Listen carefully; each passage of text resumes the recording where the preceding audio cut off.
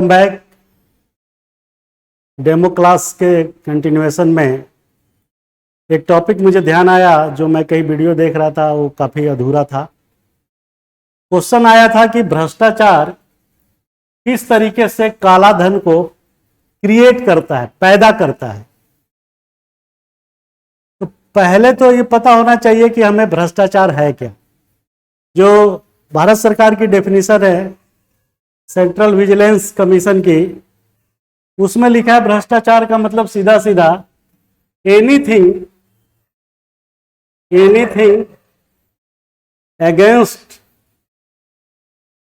The rule, यानी कोई भी चीज, कोई भी एक्ट आपका, कोई भी कृत्य, कोई भी वर्क जो नियमों के विरुद्ध हो, रूल जो नियमों के विरुद्ध हो, विपरीत हो, जो भी नियम बनाए गए हैं ब्यूरोक्रेसी के लिए, सिविल सेवकों के लिए, उस रूल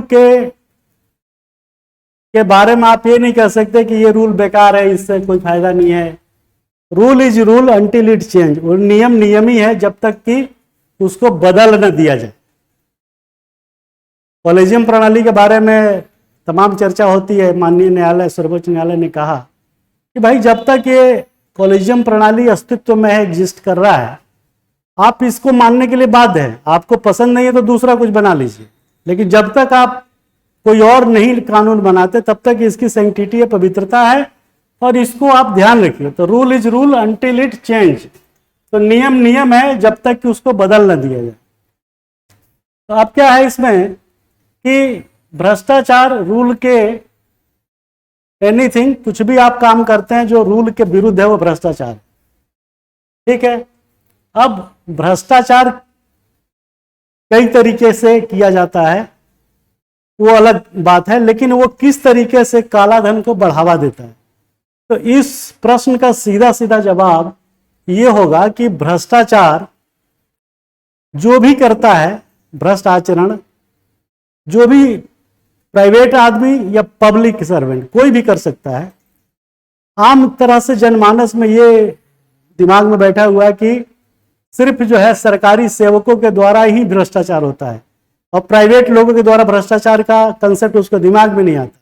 तो वही आंसर मैं देख रहा था कि वो सिर्फ पूरा भ्रष्टाचार के बारे में पूरी दुनिया के जहान की चीजें बताई, और हमारा कहना है कि अगर ये 150 वर्ड का वो है क्वेश्चन है, 10 नंबर का, 8 मिनट में लिखना है, तो आप एक लाइन में जो मैंने बोला कि भ्रष्टाचार क्या है उसको लिख दीजिए कि भ्रष्टाचार नियम विरुद्ध काम करने, नियम विरुद्ध एनीथिंग अगेंस्ट द रूल, कोई भी ऐसा कृत्य जो नियम के विपरीत किया गया हो, नियम के विरुद्ध किया गया हो, चाहे वो अच्छी मंशा से ही क्यों ना हो, वो भ्रष्टाचार है। तो भ्रष्टाचार करने के लिए आदमी जो है रिश्वत ले लेता है, किसी से ब्राइब। ये तो हो गया आपका गवर्नमेंट सेक्टर में, पब्लिक सेक्टर में। पब्लिक मतलब सरकारी। अब प्राइवेट आदमी कैसे करता है भ्रष्टाचार? कैसे करता है?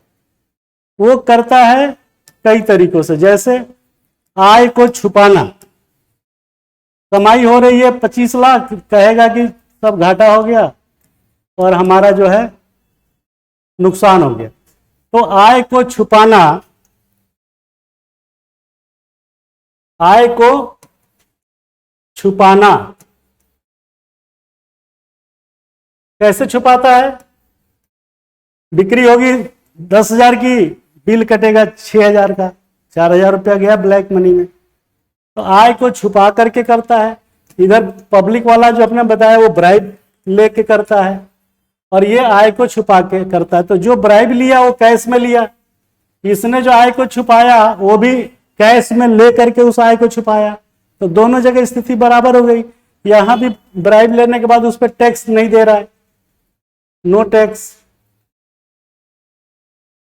यहां भी उस पैसे पे उसने नो टैक्स, कोई टैक्स नहीं दिया, ना जीएसटी दिया, ना आयकर दिया। तो आय को छुपाना पहला सरकारी सेवकों के लिए पहला ब्राइब, दूसरा हो गया प्राइवेट आदमी के लिए आय को छुपाना, तीसरा हो गया रिकॉर्ड में हेरा फेरी करना। अगर आपने बिक्री किया है 100 रुपए की, आप दिखा रहे हैं 40 रुपए की, तो रिकॉर्ड में छेड़खानी, हेरा फेरी, ये हो गया। तीसरा भ्रष्ट आचरण है कि इनकम को छुपाना, आय को तो छुपा ही लिया आपने, टोटल इन्वेंट्री को छुपाना। टोटल इन्वेंट्री कैसे छुपती है कि उसके स्टॉक में माल होगा 100 किलो, तो वो क्या करेगा कि 20 किलो जो है नगद में बेच देगा बिना बिल के, और उसमें घटा करके उसको सेल्फ कंजम्पशन दिखा करके उसको अपनी आय में शामिल नहीं करेगा, तो उसको छुपा लेता है जो इन्वेंट्री होती है उसके पास। उसके बाद पांचवा तरीका यह है कि जिस भी प्राइवेट व्यक्ति के द्वारा कंपनियों में एक्सपेंडिचर किया जाता है, उसमें तमाम तरीके के एक्सपेंडिचर उस फील्ड से होते हैं जो उस एक्टिविटीज को, उस कारखाने को चलाने के लिए नहीं होते, लेकिन वो खर्चा उस पर बुक कर देता है और बिल लगा देता है। अब कैसे पकड़िएगा कि वो आदमी गाड़ी लेके वहां गया तो टूर पे गया कि कंपनी के काम से गया, ये बड़ा मुश्किल है। तो अब आप देखिए कि किस तरीके से भ्रष्टाचार काला धन को बढ़ावा दे रहा है। ये काला धन कुछ नहीं होता, वो पैसा जिस पे टैक्स नहीं पेड किया गया वो काला धन हो गया। पैसा कोई काला सफेद थोड़े ना होता है। तो प्राइवेट आदमी के द्वारा देखिए कितने तरीके से कैश का जनरेशन किया जाता है और उसको छुपा करके टैक्स की चोरी की जाती है। तो क्वेश्चन क्या था कि भ्रष्टाचार किस तरीके से काला धन को जन्म देता है। तो ये पॉइंट आपको लिखना है, 1 2 3 4 5 मिनिमम।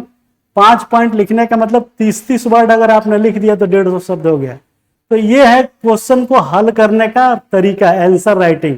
अदरवाइज वो व्यक्ति जिसका मैं कॉपी देख रहा था वो पूरा भ्रष्टाचार से लेकर के क्यों होता है, क्या होता है, कब होता है, कैसे खत्म होगा, उसी पे रह गया और मेन क्वेश्चन का बॉडी का आंसर जो लिखना भूल गया। तो ये मैं आपको बताना चाहता हूं कि यही आर्ट है, यही कला है जो हमारे द्वारा दी जाएगी कि आप 3 घंटे में अपने आप को कैसे डिलीवर करते हैं। अगर आप ठीक से डिलीवर नहीं किए तो आपको 10 में 1-2 नंबर मिलेगा, और इस टाइप से किए तो 10 में 6 नंबर 7 नंबर आराम से मिल जाएंगे। तो ये टेक्निक है हमारे पास जो हम आपको बताएंगे, परोसेंगे। Thank you very much. जय हिंद, जय भारत।